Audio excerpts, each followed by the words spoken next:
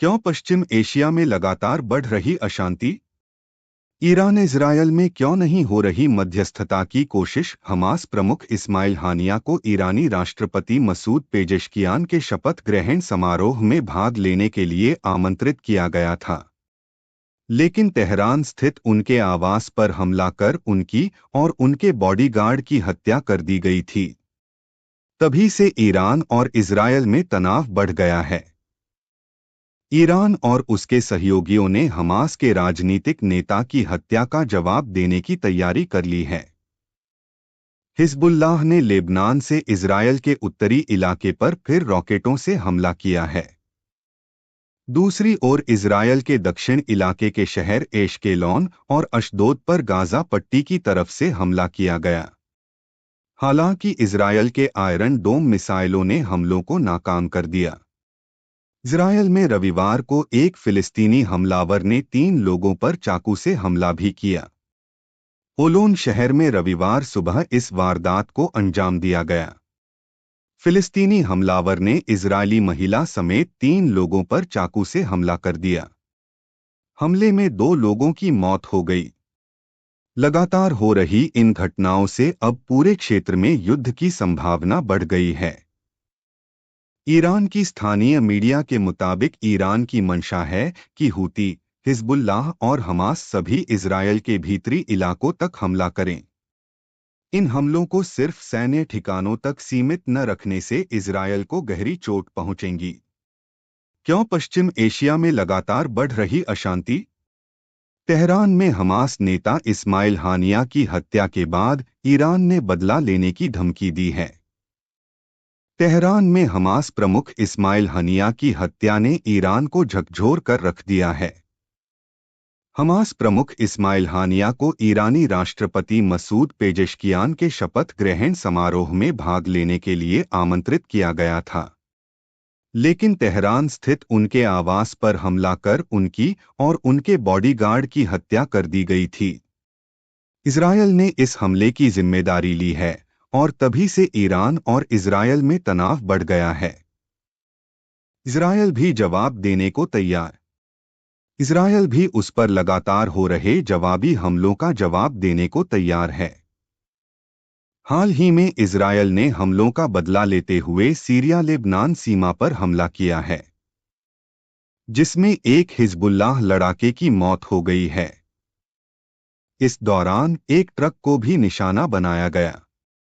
Israel की कोशिश है कि हिजबुल्लाह तक किसी भी तरह से हथियारों की मदद न पहुंचे।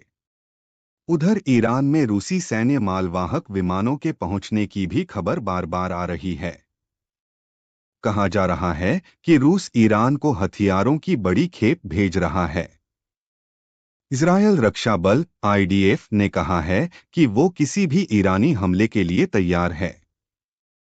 इजरायल के रक्षा मंत्रालय के सूत्रों के अनुसार ईरान अपने प्रॉक्सी हमास और हिजबुल्लाह और हूती का उपयोग कर उस पर हमले तेज कर सकता है।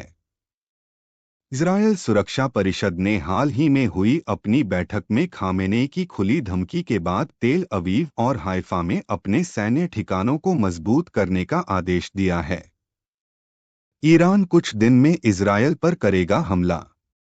अमेरिका को पूरा विश्वास है कि ईरान आने वाले दिनों में इजरायल पर हमला करेगा।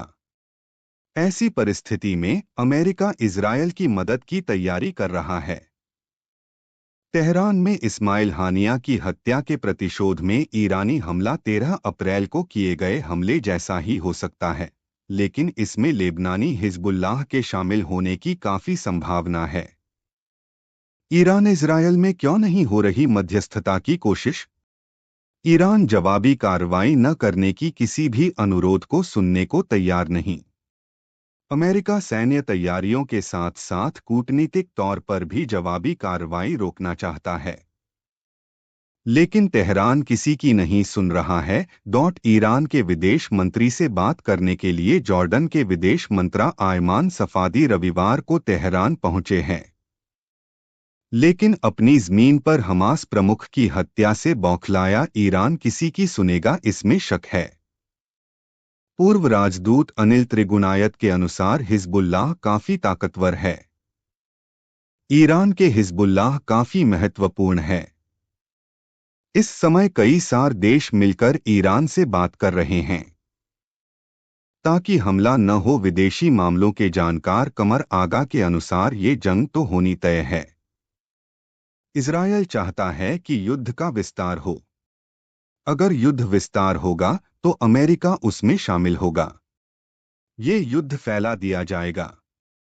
इजरायल अगर शांति चाहता तो इस्माइल हानिया को नहीं मारता, जिन्होंने शांति वार्ता की थी। कमर आगा ने आगे कहा कि अब अमेरिका इस युद्ध में शामिल हो जाएगा। जैसा खबरों में आ रहा है कि अमेरिका अब मिडिल ईस्ट में अतिरिक्त बैलिस्टिक मिसाइल क्रूजर और विध्वंसक भी भेजे हैं और वहां अधिक बैलिस्टिक मिसाइल रक्षा हथियार भेजने के लिए कदम उठा रहे हैं। इस पोस्ट की जानकारी को शेयर करें, लाइक करें और चैनल को सब्सक्राइब भी करें।